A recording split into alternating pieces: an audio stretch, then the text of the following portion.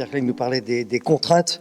C'est de ce dont on va parler dans quelques instants, avec les politiques et pratiques d'imposition du français dans l'Hexagone, mais aussi dans les anciennes colonies. Arreo deus be chilovet da radio e brezhoneg gwechal de zonj de zimoez, Rosenvillin, hag doa bet greda badenou var radio a visionvet de RBO gwechal.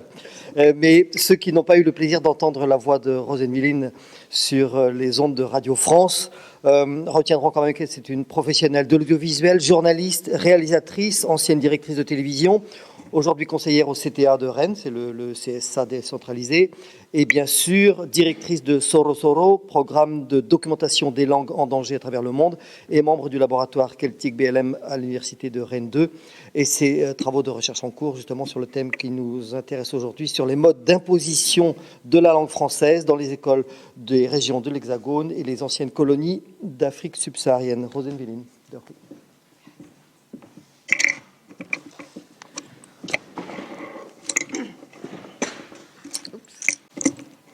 Arantatudo, merci d'être là. Voilà, et merci pour cette invitation. Donc, comme l'a dit Sten, c'est un travail de recherche que je mène depuis 7 ans, qui, Dieu merci, touche à sa fin.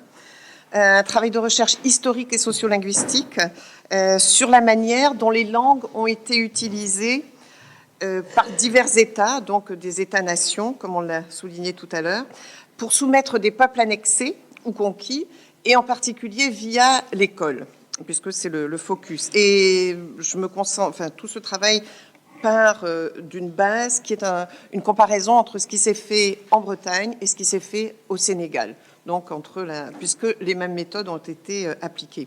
Alors évidemment, résumer 7 ans de travail, 7 ans de recherche en 25 minutes, je vais un peu galoper, mais je vais essayer de me concentrer sur l'essentiel. Alors, on pense souvent que la Révolution est le point de départ donc, de la lutte de l'État français contre la diversité en général et contre les langues en particulier. Et c'est vrai que du temps de la monarchie, par exemple, le roi n'en avait que faire de la langue que parlaient ses sujets, puisque ce qui lui importait, c'était de lever l'impôt et que le peuple fournisse des soldats pour aller à la guerre. Mais la langue, c'était vraiment pas un sujet, c'était pas une préoccupation.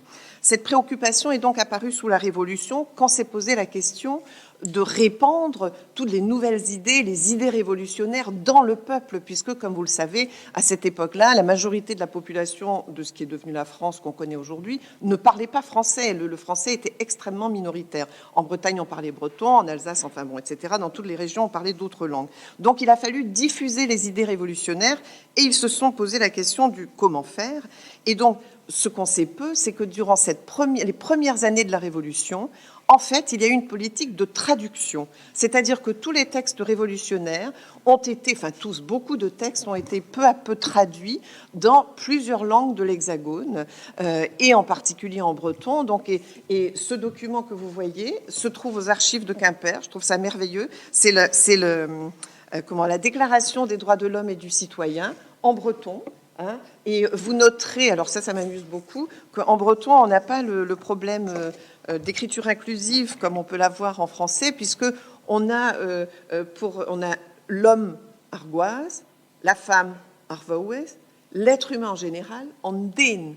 Et donc nous avons une déclaration des droits de l'homme et du citoyen, alors c'est du breton un peu francisé, mais beaucoup en déclaration eusaviriu en den agar citoyen. C'est pas argoise, c'est en den, ce qui fait quand même une sacrée différence. Et c'est pas non plus Mabden, le fils de l'homme, ça c'est un truc de curé. La déclaration des droits de l'homme et du citoyen, donc de l'homme, on a beau dire c'est avec un grand H et ça désigne les hommes et les femmes, c'est un peu léger comme explication. En breton, on a une déclaration des droits de la personne ou de l'être humain et du citoyen. Voilà, on peut passer. Enfin, ce document se trouve aux archives de Quimper. Hein.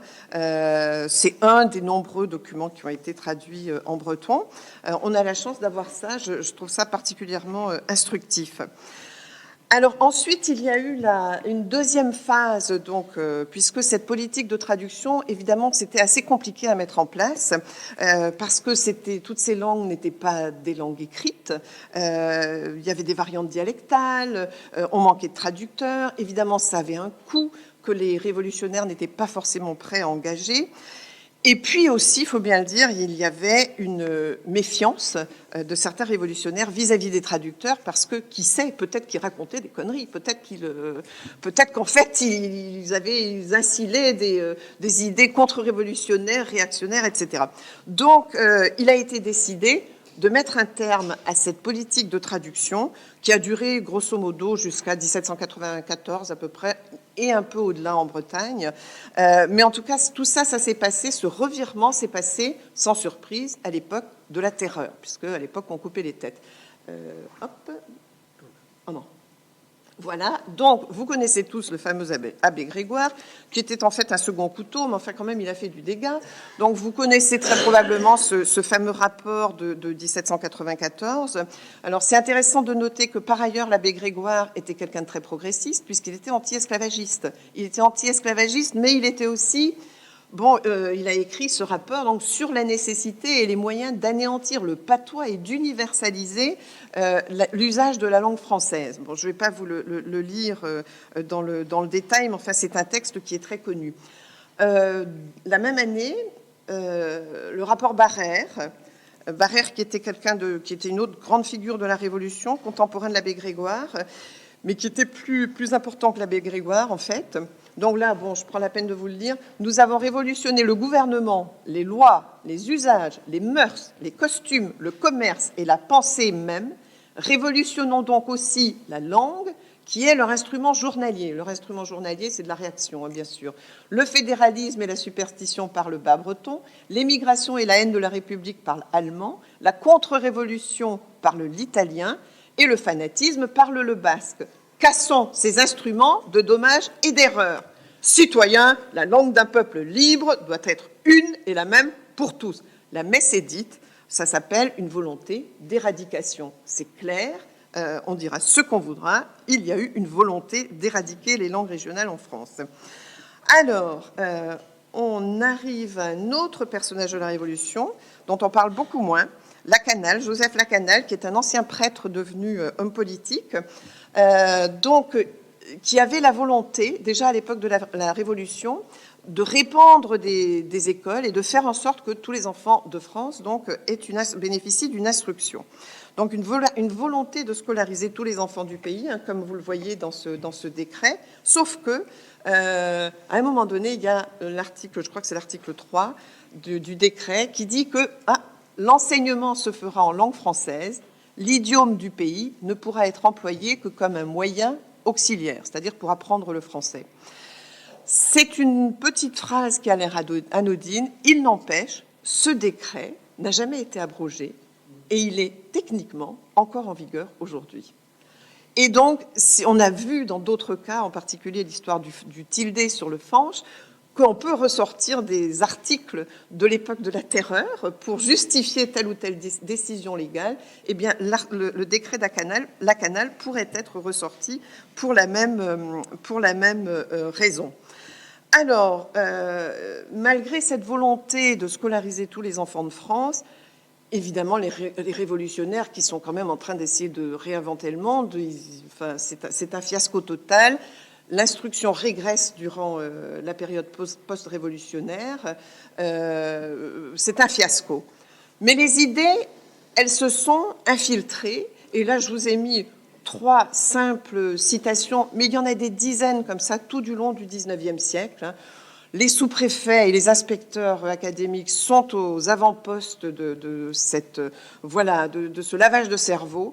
Donc, créons pour l'amélioration de la race bretonne quelques-unes des primes que nous réservons aux chevaux et laissons que le clergé nous seconde en accordant la première communion qu'aux enfants parlant français.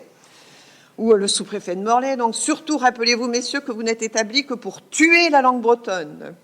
Lorsque les mères de famille parleront français à leurs enfants, l'idiome breton sera vaincu. Nous combattrons sans répit, la goutte d'eau tombera sans intermittence sur le granit breton et finira par l'entamer. On est lyrique en plus. Hein, donc le 19e siècle, un échec sur le plan scolaire. Donc en fait, malgré toute cette volonté d'imposer une langue unique, les moyens ne sont pas encore mis pour y arriver. Et en Bretagne, par exemple, le nombre de locuteurs ne diminue pas, il augmente, même puisqu'on est au-delà du million de locuteurs de breton. Donc cette politique d'éradication est un échec. Enfin, ils n'ont en réalité pas fait grand-chose pour. Et puis arrivent, évidemment, les lois Ferry. Donc Ferry a été un homme formidable par bien des aspects. On ne va pas revenir sur le fait qu'on lui doit l'école gratuite et obligatoire pour tous, donc 1880 et 1882. Mais alors, ce qui nous plaît un peu moins, c'est que, eh bien, d'emblée, la langue de l'école est le français. Et ça date de la Canale. Et c'est écrit, alors j'ai consulté des dizaines de règlements scolaires, c'est dans tous les règlements scolaires, c'est souvent l'article 13 ou 14, tous les règlements scolaires des écoles de France, c'est la langue de l'école et le français. Donc l'objectif de tout ça est assez clair, hein. Il s'agit de civiliser les populations attardées, puisque quand même tout ce qui n'est pas en région parisienne, ce sont des attardés. Créer une nation homogène, puisque la nation française n'existe pas, c'est une mosaïque de peuples divers qui parlent des langues diverses. Et puis n'oublions pas aussi qu'à cette époque-là, 1881-1882, c'est juste après la guerre de 70, on a quand même ce truc qui traîne avec les Allemands, où on sait que la prochaine ne va pas tarder. Donc, il faut aussi préparer une unité autour de la langue française pour préparer des soldats qui seront prêts à aller à la guerre. On est en plein dans le concept d'État-nation avec une langue unique, hein, que tout le monde parle la même chose, tout le monde sous le même drapeau, la même idéologie, prêt à servir la mère patrie, quelle qu'elle soit.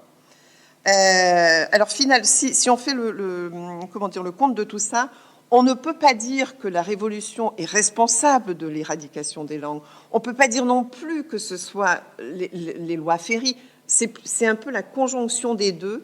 C'est l'école obligatoire de Ferry, doublée des décisions prises à l'époque de la Révolution, comme quoi la langue de l'école, c'était le français. Alors, dans les moyens qui ont été mis en œuvre pour imposer le français dans ces écoles, mon travail a consisté donc beaucoup à utiliser le symbole comme fil d'Ariane. Alors, cette histoire de symbole, vous la connaissez sans doute, le symbole qu'on appelle aussi la vache ou le sabot. Donc, c'est quand un enfant était surpris à parler sa langue à l'école, on lui remettait le symbole, qui était généralement un objet un peu dégradant ou un objet de rien, qu'il devait porter autour du cou ou dans sa poche. Et puis, il devait épier ses petits camarades, les piéger, les dénoncer, lui remettre l'objet. Et à la fin de la journée, celui qui se retrouvait avec l'objet était puni. Alors, c'est une méthode formidable, n'est-ce pas, basée sur la délation, tout ça, c'est formidable. Méthode pédagogique implacable. Alors, il ne faut pas dire que ça s'est appliqué partout, puisque ça n'a pas été le cas. Maintenant, on assiste aussi dans certains courants, y compris universitaires, il y a une tendance au négationnisme qui consiste à dire ça n'a pas, enfin, ça a un peu existé, mais c'était anecdotique. Ça, c'est la grande tendance du moment. Oui, les enfants ont été punis parce qu'ils parlaient breton, etc. Mais c'était pareil, on était punis pour tout, de toute façon, à l'époque, les coups de règle, etc., les oreilles tirées. Donc, il y a une certaine tendance à minimiser totalement ce qui s'est fait, donc, au XXe siècle, et même à partir du XIXe, dans les écoles. Dans le travail que j'ai mené, j'ai collecté ou étudié des corpus d'enregistrements ou de gens qui ont filmé des locuteurs de breton, donc natifs depuis les années 1970. J'ai récolté plus de 220 témoignages de personnes qui ont connu le symbole. Donc, qu'on ne vienne pas dire que c'était anecdotique. Et au total, j'ai 700 témoignages.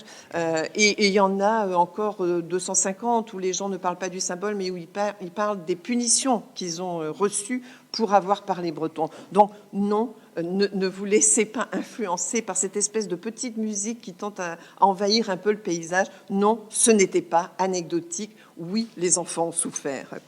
Alors, d'où vient ce symbole que je le précise quand même parce que ça a son importance. C'était une invention des jésuites et ça date de l'époque où le latin était la lingua franca européenne et la langue de toutes les écoles. Avant que le français, l'anglais, etc. ne deviennent les langues d'État, tout se faisait en latin, donc dans les écoles. Et les jésuites avaient inventé ce principe du symbole pour forcer les enfants et les étudiants à parler latin.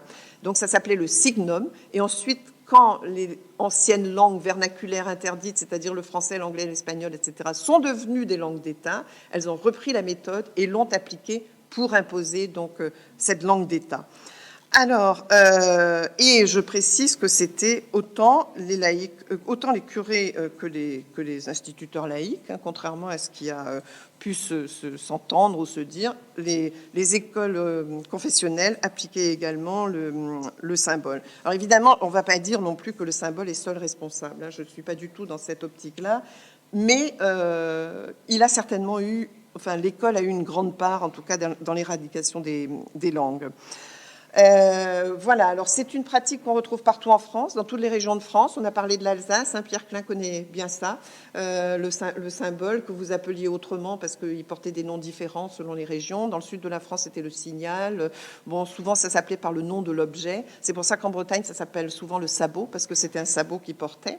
Donc, une même méthode, mais des noms différents, pas dans toutes les écoles chrétiennes comme les écoles laïques. J'ai trouvé des témoignages, y compris en Bretagne, pas seulement en Alsace. En Alsace, ça a été beaucoup plus tardif, mais en Bretagne, j'ai trouvé des témoignages jusqu'aux années 60. Je suis tombée de ma chaise. Une dame qui a été à l'école à Carnével, à côté Rospordin, qui est née en 1958. Elle ne parlait pas français, elles étaient plusieurs à l'époque, elle ne parlait pas français en arrivant à l'école, donc dans les années 60. Et le symbole, c'était non pas un sabot à porter autour du cou, mais 2 sabots, un de chaque côté. Et évidemment, il y avait une humiliation, etc., etc. Les années 60. Je suis un peu... j'ai trouvé ça renversant. Donc, en Bretagne, oui, je vous ai dit, c'était un sabot de bois, l'objet, hein, c'était un objet dégradant, un sabot de bois, un morceau de bois, une pancarte avec une inscription, des objets divers, un sou percé, un anneau de fer, un fer à cheval avec des cailloux, des pommes de terre, un bouchon, des boîtes, des bobines, enfin tout ce qu'on pouvait. C'était des objets de rien. C'est pour ça aussi qu'on ne peut pas en trouver pour les montrer, parce que c'était des objets qu'on jetait, en fait. C'était rien, quoi. C'était... Alors, voilà, donc au musée de l'école à Trégarvente, dans le Finistère, ils en ont c'est des reconstitutions d'après témoignages, donc des morceaux de bois, des sabots, cailloux, galets, des coquilles, un bouchon, voilà. Alors, les punitions. C'était donc des coups de règle sur les doigts, etc., ou carrément des bastonnades, des retenues après l'école, des devoirs supplémentaires. Beaucoup de choses aussi au coin, à genoux sur une règle. Alors ça, j'en ai eu à genoux sur une règle qui les faisait tomber sur une règle carrée en fer. Là. Pendant une demi-heure, ils tombaient, les enfants. Hein. Des tours de cours, nettoyage de la classe, des toilettes, etc. C'est Philippe Blanchet, qui est sociolinguiste à Rennes, qui donne cette anecdote de sa grand-mère, qui était provençale et qui était donc à l'école à Marseille. Et dans cette école-là, donc les enfants les filles qui étaient surprises à parler en provençal, devaient nettoyer les toilettes. Jusque-là, c'est très classique. Si elles étaient récidivistes et qu'on les prenait une deuxième fois, elles devaient nettoyer les toilettes avec leur langue. Voilà. Donc, vous imaginez toute la symbolique de la langue, hein, évidemment, parce que la langue était... Alors, j'ai des tas de témoignages en France ou ailleurs où on devait se nettoyer la bouche avec du savon, parce que quand on parlait créole ou qu'on parlait sa langue, c'est qu'on avait... La bouche était sale. On associait les langues régionales, autochtones, à la saleté, en fait. Et puis, évidemment, porter le symbole, c'était une punition en soi, puisque c'était la honte. Alors, je vais faire un tour très rapide. En Irlande, il y avait aussi le talistique, parce que les Anglais n'étaient pas en reste, hein, faut pas croire. Le talistique, c'était un bâton de comptage. Alors c'était un principe un peu différent. Chaque enfant avait son talistique. C'était les parents qui devaient fournir le bâton, que les gamins pourraient. À chaque fois que les enfants parlaient en gaélique, en irlandais, ils avaient une encoche dans le bâton. Les parents, à la maison, étaient censés mettre une encoche à chaque fois que leurs enfants parlaient dans leur langue, quand même. Donc des parents qui eux-mêmes, très souvent, ne parlaient pas anglais. Hein, et le lendemain, à l'école, chaque enfant était battu du nombre d'encoches qu'il y avait dans son bâton. Et ça, c'était au 19e siècle, donc on comprend qu'ils aient eu une révolution. Hein. Et même, parce que j'ai consulté beaucoup de témoignages qui m'ont été traduits par Eamon O'Curshin, que je ne remercierai jamais assez, parce que tout ça est archivé, c'est des documents que personne ne va jamais voir, qui sont en gaélique. Enfin, et donc, il y a un témoin, une personne interrogée, qui raconte que... il raconte ça, c'était dans les années 1930, à propos du siècle précédent, que quand, puisque vous savez, c'était une véritable colonie, l'Irlande, donc les terres appartenaient à des grands propriétaires terriens anglais ou anglophones.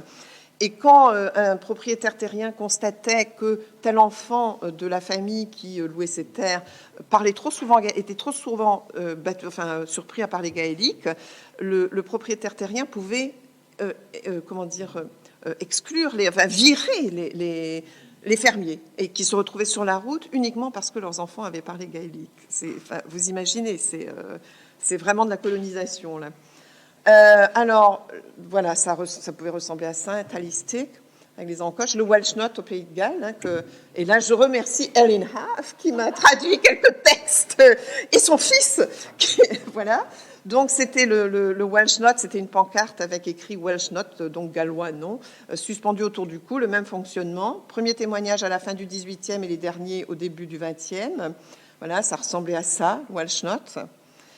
Et puis alors, aux surprises, j'étais à un colloque, je ne sais plus où, je crois que c'était en Catalogne, où je suis tombée sur quelqu'un qui m'a dit « Ah, tu devrais regarder du côté du Japon ». Et je découvre qu'au Japon, il y a eu ça aussi, parce que, alors vous ne connaissez pas l'histoire du Japon, on ne vous en voudra pas, à l'époque Meiji, c'est-à-dire à la fin du 19e siècle, ils ont été contraints par les Américains, par l'Occident en règle générale, à s'ouvrir. Et donc, ils ont envoyé des délégations d'État. Hein, la moitié du gouvernement était en balade partout dans le monde occidental pour étudier aux États-Unis, au Canada, en Allemagne, en France, en Angleterre, comment marchait un État moderne. Donc, ils en ont rapporté à la maison des tas de choses. Leur constitution, ils ont constitué un État-nation, donc à l'époque Meiji, au Japon, tout nouveau. Hein. Avant, c'était des shogunats, c'était féodal. Donc, un État-nation moderne. Et ils ont décidé d'en faire cette conjonction qu'on connaît bien ici, un État, une nation, une langue. Et donc, alors qu'il y avait une mosaïque de langues au Japon jusque-là, ils ont choisi la langue d'une certaine élite culturelle de Tokyo pour en faire ce qu'ils appellent le kokugo. C'est un truc presque mystique. C'est la langue à laquelle s'identifie la patrie et qui a été imposée dans tout le Japon. Et devinez quoi ? C'est à 95% sûr que ça vient d'Europe, ils ont rapporté le Hogen Fuda, la plaque du dialecte, qu'ils ont imposée donc dans les îles Ryukyu, qui sont les îles au sud du Japon, là où il y a Okinawa, vous voyez, le régime d'Okinawa, tout ça. Et bien, ils ont aussi des langues là, qui sont pas du japonais. Hein, et on a imposé donc à partir du début des années 1900, on a imposé le japonais en utilisant cette plaque du dialecte suivant exactement le même principe, c'est-à-dire que le premier enfant qui était surpris avait la plaque qu'il devait transmettre à la fin de la journée, celui qui l'avait été puni. Donc on a réussi à exporter jusqu'au Japon, enfin c'est eux qui sont venus le chercher à vrai dire, hein. Et donc voilà, ça a été quand même une espèce de surprise pour moi de découvrir ça, mais comment dire, la constante, c'est quand même l'idée d'État-nation. Un État, une nation, une langue. Et on arrive à la colonisation. Ah, alors ça. Donc, Jules Ferry, on le retrouve, notre fameux Jules Ferry, qui, encore une fois, a fait l'école obligatoire et gratuite, on lui en sait gré. Mais enfin, quand même, c'était un sacré colonialiste, Jules Ferry. Non seulement il a voulu l'école en français, mais en plus, alors, la France doit porter son influence sur le monde et porter partout où elle le peut sa langue, ses mœurs, son drapeau, ses armes, son génie. Messieurs, il faut parler plus haut et plus vrai. Il faut dire ouvertement que les races supérieures ont un devoir vis-à-vis des races inférieures. Je répète qu'il y a pour les races supérieures un droit parce qu'il y a un devoir pour elles. Elles ont le devoir de civiliser les races inférieures. Ça, c'est pas dur à trouver, c'est les débats départementaires de 1885, parce qu'à l'époque, il était question de relancer la colonisation. Il y a eu des débats parlementaires très très chauds autour de la colonisation. Fallait-il y retourner ou pas ? Et donc, alors ceux qui étaient contre, ceux qui étaient pour, c'était Jules Ferry et compagnie, c'était la gauche. C'était la gauche. Ceux qui étaient contre, c'était la droite, parce que la droite estimait que oh là là, il y avait la guerre qui venait de se passer, enfin on ferait mieux, il ne fallait pas dépenser d'argent pour aller dans les colonies, il fallait au contraire tout concentrer sur l'armée, sur les dépenses militaires de craindre que les Boches ne nous la refassent en gros. Donc ça, c'était l'argument de la droite bien à droite. La gauche molle était pour la colonisation et mettait un vernis de civilisation sur tout ça, ce qui, bien entendu, était du pipeau. Enfin, la vraie raison de tout ça, c'était un argument commercial, c'était aller conquérir des terres, des marchés, des matières premières, surtout. Enfin, c'est pas nouveau, ces histoires de matières premières. Et alors, ceux qui n'étaient pas d'accord, par ailleurs, c'était quand même la gauche radicale. Et là, je suis... comment dire, bon, il y a quelqu'un comme Pelletan qui a été un des opposants, mais il y a surtout Clémenceau, qui après réprimera des grèves dans le sang, mais Clémenceau, à l'époque, a donné un discours, là, en 1885, pendant ces mêmes débats, qui est d'une modernité. Alors, je vais vous lire un petit peu de ce qu'il dit avant, parce que c'est tellement incroyablement moderne. L'on voit le gouvernement français exerçant son droit sur les races inférieures en allant guerroyer contre elles et les convertissant de force aux bienfaits de la civilisation. Race supérieure, race inférieure, c'est bientôt dit. Pour ma part, j'en rabats singulièrement depuis que j'ai vu des savants allemands démontrer scientifiquement que la France devait être vaincue dans la guerre franco-allemande parce que le français est d'une race inférieure à l'allemand. Ben voyons. Depuis ce temps, je l'avoue, j'y regarde à deux fois avant de me retourner vers un homme et vers une civilisation et de prononcer homme ou civilisation inférieure. Alors après, vous nous dites, lorsque les Européens se sont trouvés en contact avec les nations que vous appelez barbares et que je trouve très civilisées, n'y a-t-il pas eu un plus grand développement de moralité, de vertu sociale? Peut-être vous prononcez-vous trop vite. En êtes-vous bien sûr? Regardez l'histoire de la conquête de ces peuples que vous dites barbares et vous verrez la violence, tous les crimes déchaînés, l'oppression, le sang coulant à flot, le faible opprimé, tyrannisé par le vainqueur. Voilà l'histoire de votre civilisation. Je ne dis rien des vices que l'Européen apporte avec lui, de l'alcool, de l'opium qu'il répand, qu'il impose, s'il lui plaît. Et c'est un pareil système que vous essayez de justifier en France dans la patrie des droits de l'homme. Et donc on arrive là. Mais n'essayons pas de revêtir la violence du nom hypocrite de civilisation. Ne parlons pas de droit, de devoir.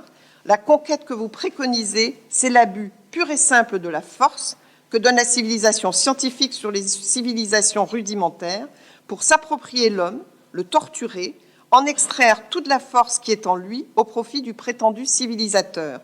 Ce n'est pas le droit, c'en est la négation. Parler à ce propos de civilisation, c'est joindre à la violence l'hypocrisie.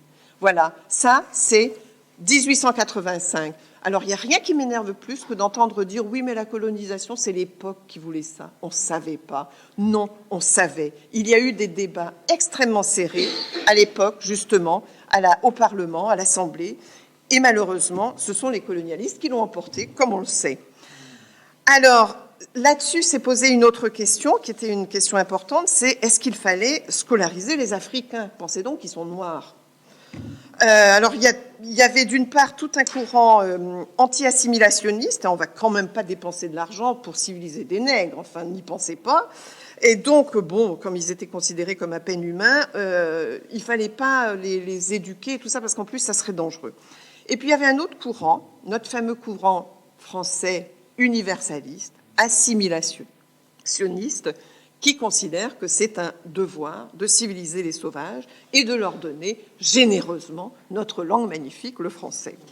Donc là, en fait, la réalité des choses, c'est qu'on a fini par apprendre le français à certains Africains, pas à tous, parce que, il fallait bien former des intermédiaires pour l'administration coloniale. Sinon, comment on allait faire pour exploiter ces fameuses richesses pour faire des affaires? Pour l'administration, pareil pour les affaires. Et puis aussi, il fallait former, encore une fois, on est à la fin du 19e siècle, il fallait former, et j'ai trouvé des documents là-dessus, il fallait former des futurs soldats prêts à se battre pour la France. Donc ça, c'était, encore une fois, à travers la langue française, qui sert aussi quand même à ça, notre belle langue française. Ça, c'était les vrais arguments donc, pour quand même implanter des écoles en Afrique. Et alors, là où ça commence à différencier, non, on ne va pas différencier tout de suite, les similitudes d'abord. On a exporté le symbole. Hein. Alors moi, j'ai travaillé sur le Sénégal, où pareil, j'ai fait un travail de terrain, j'ai collecté, etc. J'ai collecté une centaine de témoignages. Alors là-bas, le symbole, c'était autrement plus redoutable encore. C'était généralement un os d'animal. Comme on n'a pas le temps, je n'ai pas apporté de vidéo pour vous montrer, mais j'ai des tas de témoignages que j'ai filmés de gens qui parlent hein, de ce qu'on leur faisait. Et donc, des os animaux, ça pouvait être un crâne de singe, un fémur de bœuf, généralement encore bien frais pour qu'il pue. Enfin, vous vous imaginez, alors en plus, quand c'est un gros machin comme ça, pour vous en débarrasser, pour piéger les copains, c'est pas facile. Donc, des os, ça c'est le plus courant. Ça pouvait être un morceau de bois aussi, comme en Bretagne, une pancarte avec une inscription, et des objets divers, comme en Bretagne, hein, une corne d'animal, une boîte vide remplie de cailloux, sandales de plastique, tessons de bouteilles, épis de maïs, roulement de voiture abîmée, bouse de vache, aller dormir. Ah oui, parce qu'on dormait avec en plus, aller dormir avec une bouse de vache, je ne sais pas comment on fait. Enfin voilà, tout ce qui était possible pour humilier les enfants. Voilà, ça c'est une photo que j'ai prise quand j'étais sur le terrain en 2017, au Collège de la Petite Côte à Joal. C'est un os, alors je n'en revenais pas, j'interroge le proviseur, qui était tout fier de me dire qu'il utilisait le symbole, et que ça marchait du feu de Dieu, et qu'il avait d'excellents résultats. C'était un collège. J'étais un peu estomaquée, et donc je lui dis « Ah bon, mais je pourrais en voir un ?» « Ah oui, pas de problème. » Donc il envoie l'intendant me chercher un os qu'il a enlevé du cou d'une petite fille, et on me présente l'os, et je peux le photographier. J'étais quand même... C'est un os gros comme ça, quand même, quoi, une espèce de... Donc voilà, ces filles de 12-13 ans se refilaient leur os, il y en avait un par classe, etc. Et il était très fier de dire qu'ils avaient d'excellents résultats. Alors après, j'en ai parlé avec des universitaires, enfin des responsables de l'éducation à Dakar, ils étaient fous furieux, il y en avait un qui disait « Oh, mais Rosette, tu peux pas mettre ça dans ta thèse, tu peux pas mettre ça, c'est interdit !» Mais ils n'étaient absolument pas au courant, c'est-à-dire que la pratique continue à l'insu puisqu'il y a des lois quand même au Sénégal qui interdisent ce genre de choses, mais il y a des gens qui ont continué cette pratique en pensant que no pain, no gain, on apprend qu'en souffrant, quoi. Donc, ils considèrent que c'est une bonne méthode pédagogique. Alors, les punitions sont plus violentes qu'en Bretagne aussi. C'est des coups de bâton, des coups de règle sur les doigts. Alors, la punition des 4 gaillards, je l'ai trouvée un peu partout en Afrique. C'est, en gros, ils appelaient les 4 gaillards, c'est-à-dire les 4 plus costauds de la classe ou de l'école, qui soulevaient le gamin qui devait être puni face contre terre, donc un peu en lévitation, et l'instituteur prend, parce que ça existe encore, un bâton et il frappe sur le dos de l'enfant. Je peux vous dire qu'ils sont tous terrifiés à l'idée de se retrouver avec cette punition. Alors sinon, il y a les positions allongées à genoux, des pompes, là, genoux pliés, mains aux oreilles, balayer la classe, etc. Enfin, des choses très classiques. Et une amende. Au collège de Joal où j'étais, c'était une amende. Les enfants devaient apporter. Donc, il était très fier de me montrer son énorme jarre de pièces de 1 franc. Là, je lui ai demandé ce qu'il allait faire avec les sous. Il m'a dit qu'il ne savait pas. Enfin bon. Alors, pour terminer, c'est un petit clin d'œil. Hein. En Bretagne, à un moment donné, ça m'a frappé. Ça a fait vraiment eureka, quoi. J'ai vu la lumière. Bécassine, qui représente les Bretons depuis si longtemps, Bécassine est toujours représentée sans bouche. Elle n'a pas de bouche parce qu'elle ne parle pas bien français. Et elle a des sabots, évidemment, parce que voilà. Et les petits Africains qu'on voyait dans les BD de notre enfance, ils étaient représentés avec un os dans les cheveux ou avec un os dans le nez. Et eh bien le symbole, en Bretagne, c'est un sabot, et puis en Afrique, c'est un os, quoi. Alors, au-delà de cette question d'image, la conclusion de tout ça, c'est que la langue française a été utilisée évidemment comme instrument de domination, soit pour l'assimilation, puisqu'il s'agissait d'assimiler les peuples de France, soit en Afrique, c'était un objet très différent, c'était pour former une élite qui serait soumise. C'est-à-dire que, comme je vous le disais, tous les Africains n'ont pas été scolarisés. C'était une toute petite partie des enfants africains qui étaient scolarisés, et c'était généralement les enfants de chefs. Il y avait des écoles de fils de chefs, qu'au départ on appelait même les écoles des otages, parce qu'il s'agissait d'apprendre le français uniquement à une petite proportion d'enfants qui seraient dressés à être soumis à la France. On leur laissait leurs prérogatives de chef, etc. Mais du coup, ils étaient soumis, ils gardaient leur pouvoir et ils constituaient une sorte d'élite acquise à la France. Donc, ça n'a pas été du tout... Alors, si les méthodes pour imposer le français ont été les mêmes, mais les objectifs ont été radicalement différents. En France, on a voulu assimiler tout le monde. Forcément, on était tous blancs, tous blancs, tous chrétiens. En Afrique, il n'a pas été question, en réalité, d'assimiler tout le monde. On a prodigué l'éducation qu'à une toute petite minorité. Et d'ailleurs, au Sénégal, l'éducation n'est devenue obligatoire qu'en 2005, alors qu'ils sont indépendants depuis 1960 quand même. Et au bout du compte, la constatation que j'en ai faite, c'est que, nous, on a bénéficié de l'éducation gratuite, etc., l'assimilation a été extrêmement efficace, puisque, comme vous le savez, les langues de France sont toutes en train de décliner, de chuter. Elles sont un peu au bout du rouleau. Alors qu'au Sénégal, il n'y a pas eu de volonté d'éradication de la langue. Ça n'a pas existé, puisque vouloir éradiquer leur langue pour leur donner à tous le français aurait voulu dire qu'ils étaient sur un pied d'égalité avec nous. Ils n'étaient pas sur un pied d'égalité avec nous, ils étaient noirs, de culture sauvage, etc. Donc on n'a pas du tout voulu éradiquer les langues africaines. J'ai rien trouvé en ce sens, hein.